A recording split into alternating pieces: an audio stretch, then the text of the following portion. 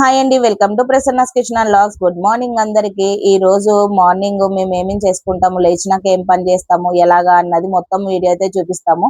ఈ మార్నింగ్ దాంట్లో వీడియోలో బ్రేక్ఫాస్ట్, దానికి కావాల్సిన చట్నీ ఎలా చేస్తాం అన్నది వీడియో చూపిస్తాను. నెక్స్ట్ వీడియోలో లంచ్ లోకి ఏమేం చేస్తాం అన్నది అది కూడా వీడియో అయితే చూపిస్తానండి. అలాగే ముందుగా మన ఛానల్ ఎవరైనా చూస్తున్నట్లయితే వీడియోని లైక్ చేయండి, షేర్ చేయండి, కామెంట్ చేయండి. ఫస్ట్ అయితే ఇక్కడ ఒక గ్లాస్ మినపప్పుకి 3 గ్లాసులు ఇడ్లీని ఒక వేసుకొని ఇలాగా నానబెట్టేసుకుని ముందుగానే గట్టిగా పిండేసి మినపప్పు అయితే వేసుకుని రుబ్బేసుకున్నాను. తర్వాత ఇక్కడ దోశలకు కూడా ఒక గ్లాస్ మినపప్పుకి 4 గ్లాసులు బియ్యం అయితే వేసుకుని మంచిగా రుబ్బు పెట్టేసుకున్నాము. అది నైట్ అంతా నానితే మంచిగా ఉబ్బితే పులిసిందంటే దోశలు కానీ ఇడ్లీ పిండి కానీ బాగా వస్తాయని చెప్పి పక్కన పెట్టేసుకున్నాము. మార్నింగ్ లేచినాక ఎర్లీ మార్నింగ్ 7 o'clock చూడండి వ్యూ అయితే ఎంత బాగుందో. నిజంగా చాలా బాగుంది. అలా పక్షులు ఎగురుతుంటే మా అపార్ట్మెంట్ లో మార్నింగ్ నేను వీడియో అయితే తీసుకున్నాను. ఎప్పుడైనా సరే ఎర్లీ మార్నింగ్ వీడియో తీసేటప్పుడు మనకైతే తీయలేము.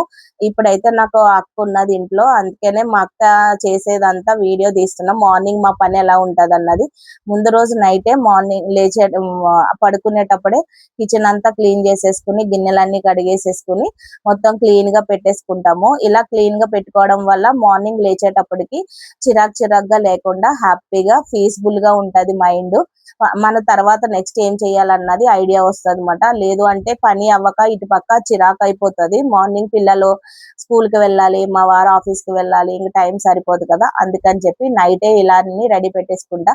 మార్నింగ్ లేచినాక లెగ్గానే బ్రష్ స్నానము అన్ని చేసేసుకున్నాక వచ్చి ఇల్లు తుడుచుకుని పోచ అయితే పెట్టుకుంటానండి. ఎందుకంటే స్నానం చేసినాక ఈ పనులా చేసుకుంటారా అని అనుకుంటారు, కానీ స్నానం చేసినాకనే ఈ ఇల్లు తుడుచుకుని పోచ అయితే పెట్టుకోవాలంటండి. నాకు తెలిసిన కాడి నుంచి నేను అదైతే చేస్తాను. తెలియక ముందు ఏ పనైనా చేశాను, తెలిసినాక నాకైతే ఏదైతే చెయ్యాలో అదే చేస్తానండి. చీపురు కూడా లక్ష్మీదేవి, చీపురిని పొద్దున్నే పాచి ముఖం తోటి అలాగే స్నానం చేయకుండా ముట్టుకోకూడదంట. అందుకని చెప్పేసి నాకు తెలిసిన కాడి నుంచి నేనైతే అదే ఫాలో అయిపోతాను. మేము లెగ్గానే పొద్దున్నే అక్క అయినా మేమైనా కానీ లెగ్గానే స్నానం చేసేసుకుని కిచెన్ లోకి వచ్చినప్పటికి ఎలాగా గిన్నెలు తోమే పని అయితే ఉండదు, ఎంగిలి గిన్నెలు ముట్టుకునే పని అయితే ఉండదు కదండి. స్నానం చేయడమే కాబట్టి, స్నానం చేసి వచ్చినాక ఇల్లు ఉడవడమే కాబట్టి ఇల్లు ఉడ్చేసుకుని పోచ పెట్టేసుకున్నాక ఇలా కిచెన్ లోకి వచ్చి ఫస్ట్ అయితే చాయ్ అయితే పెట్టుకుంటాము. చాయ్కి మేమైతే బెల్లం అవన్నీ వేసుకుంటాము. చాయ్లో పంచదార అయితే వేయమాట.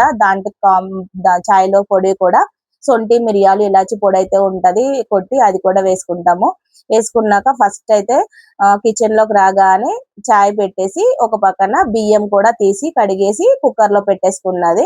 కుక్కర్ లో పెట్టేసి అది ఉడుకుతుంది కదా అని చెప్పి తర్వాత ఒక కడాయి అయితే తీసుకుని రాత్రి రుబ్బు పెట్టుకున్న ఇడ్లీ పిండి కొంచెం తీసుకుని ఒక గిన్నెలోకి ఉప్పు కలుపుకొని పక్కన పెట్టేసుకుని ఆ కడాయిలో ఆయిల్ వేసుకుని ఒక గ్లాస్ వాటర్ తీసుకుని ఆ గ్లాసు ఆయిల్ కడాయిలో మయంగా పెట్టేసుకున్నాక ఆయిల్ వేడయ్యి కడాయిలో పెట్టేసుకున్న దానికి వేడవుతుంది కదా. ఇట్లా వేడైనాక మనం ముందుగా తీసి పెట్టుకున్న ఇడ్లీ పిండి కూడా చుట్టూ ఇలా వేసేసుకున్నాక కొంచెం జీలకర్ర నువ్వులు వేసుకోండి, ఇష్టమైతే వేసుకోండి లేదంటే లేదు. మంచిగా పైన సాఫ్ట్ గా కింద క్రిస్పీగా వస్తది. ఈ గ్లాస్ రొట్టెకి మాకు చాలా మంది అయితే అడిగారండి, ఎలా చేస్తారు ఏంటి మొత్తం రెసిపీ అయితే పెట్టండి అని. నన్ను షార్ట్ వీడియోలో చాలా మంది అడిగారు. మిలియన్స్ వ్యూస్ అయితే వెళ్ళినాయండి. నిజంగా చాలా హ్యాపీగా ఉంది ఆ వీడియోలో అయితే. ఎందుకంటే ఆ వీడియో చూసి చాలా మంది తెలియని వాళ్ళు చాలా మంది కొంతమంది ఉంటారు కదా, వాళ్ళందరూ అడిగిన రెసిపీ ఇది. వాళ్ళందరి కోసము ఒకసారి అయితే చూసేయండి ఎలా చేసాను ఏంటన్నది మొత్తం ఎక్స్ప్లెయిన్ చేసి చెప్తున్నాను. తర్వాత మా అక్క అక్కడ అయిపోయినాక దేవుడి కాడ ఇక్కడ మా వారు లేవగానే పూజ అయితే చేసుకుంటారు. ఇంటికి మగవాళ్ళు దీపం పెట్టాలని తెలిసిన కానించి మా ఆయనకి అడిగి మా వారికి అన్ని రెడీ చేసేసి పెట్టేస్తాను. ఆయన వచ్చి స్నానం చేసుకుని వచ్చి రెడీ అయ్యి పూజ అయితే చేస్తారు. ఇంట్లో మగవారు పూజ చేస్తేనే ఇంట్లో అందరికీ చెల్లుద్దంటండి. అందుకని మనం ఆడవాళ్ళం ఎంత పడి కష్టపడి చేసినా గానీ వాళ్ళకైతే పుణ్యం అయితే రాదంటండి. మగవారు చేసిన పూజకి పుణ్యం అంతా పిల్లలకి గాని మనకు గాని వస్తుంది. అదే మనం ఆడవాళ్ళం చేసుకున్నామంటే ఒకరికి మనకే ఉంటదంటండి, ఇంట్లో గాని దేనికి రాదు. అందుకని చెప్పి అది తెలిసిన కాడి నుంచి మా వారి చేతే పూజ చేపిస్తాను. ఎందుకంటే ఇవన్నీ వాళ్ళు చేయమంటే చేసుకోరు. అందుకని చెప్పి లెగ్గానే దేవుడి కాడ అన్ని క్లీన్ చేసేసి రెడీ చేసేసి పెట్టేసాం అనుకో, మా వారు ఇంకా స్నానం చేసేసుకుని పూజ అయితే చేస్తారన్నమాట. చేసి టిఫిన్ చేసేసి ఆఫీస్కి అయితే వెళ్ళిపోతారు. తర్వాత అక్కడ దేవుడి కాడ అంతా రెడీ చేసేసాం కదా, ఒత్తులు వేసినాక ఫస్ట్ ఆయిల్ వేసుకోవాలి. ఆయిల్ వేసినాక ఒత్తులు వేయాలంట. వేసినాక కర్పూరం కొంచెం పెట్టాలి దీపానికి, అలాగే అక్షింతలు వేయాలి. అలా వేయడం వల్ల చాలా మంచి జరుగుతుందంటండి. నాకు తెలిసాక నేను అప్పటి నుంచి అదే ఫాలో అవుతాను. అగరబత్తీలు, టిఫిన్ అదేమంటారు ప్రసాదం రెడీగా పెట్టేస్తాను. కర్పూరం స్టిక్స్ కూడా రెడీగా పెడతాను. అన్ని రెడీగా పెట్టేస్తాను. ఈ పువ్వులు వచ్చేసి మా ఫామ్ లో కాసినాయండి, కనకాంబరాలు చాలా బాగున్నాయి. మా అత్తయ్య గారు అయితే పంపించారు. సరే మాల కట్టేసి దేవుడికి వేద్దామని మా అక్క నేను మాల కట్టి దేవుడికి అయితే వేసాము. చూడండి ఎంత అందంగా ఉందో దేవుడి మందిరంలో. అలాగా కనకాంబరాలతోటి మాల అయితే చాలా బాగుంది.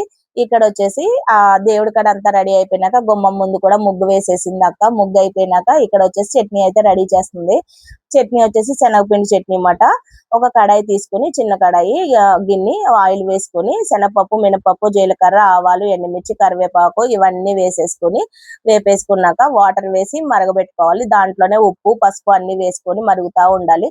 ఇక్కడ వచ్చేసి నాకు మీరు ఎంత టిఫిన్ కి క్వాంటిటీ కావాలో అంతలాగా శనగపిండి ఒక 3 స్పూన్లైనా 4 స్పూన్లైనా కలిపి పక్కన పెట్టేసుకోవాలి, ఉండలు లేకుండా. కలిపి పెట్టుకున్న ఈ శనగపిండి కూడా ఈ నీళ్లు మరుగుతున్నాయి కదా అందులో వేసేసుకోవాలండి.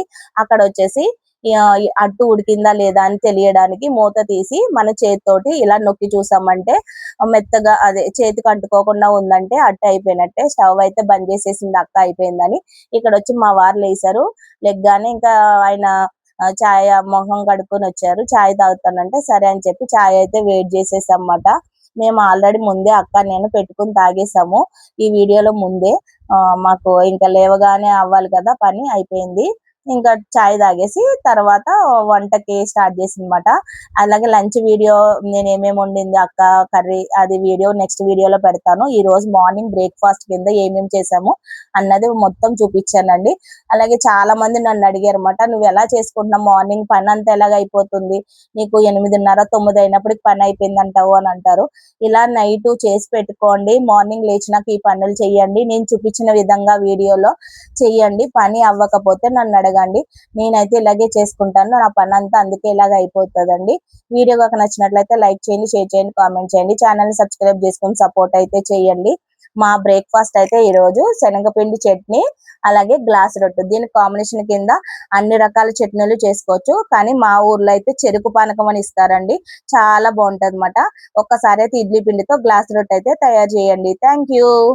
నెక్స్ట్ ఈ పని అయిపోయినాక మా వారు పిల్లలు అందరు వెళ్ళిపోతారు కదా, ఖాళీ అయినాక మిషన్ లో బట్టలు వేసుకోవాలి, కిచెన్ అంతా క్లీన్ చేసేసుకోవాలి. వంట అయిపోయినాక మొత్తం అన్ని దాంట్లోకి ఊడ్చేసి పెట్టేసుకుని కడిగేసుకున్నామంటే పని అంతా అయిపోయింది. నచ్చితే లైక్ చేయండి.